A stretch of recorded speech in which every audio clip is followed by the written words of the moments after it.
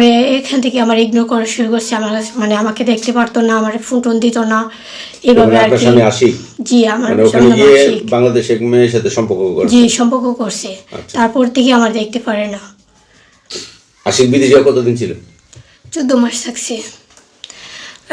ডিসেম্বরের 7 তারিখে আর কি বাড়িতে এসে, আর এই বাড়িতে করছে, করার পর বাড়িতে আসে নাই।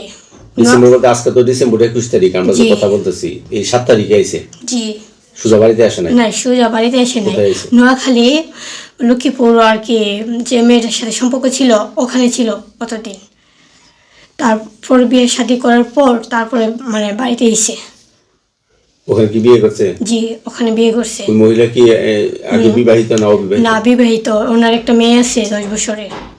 এই 10 বছর মেয়ে রেখে সে বিয়ে করছে? জি। বিয়ে শাদী কইরা তখন বাড়িতে এসে? জি।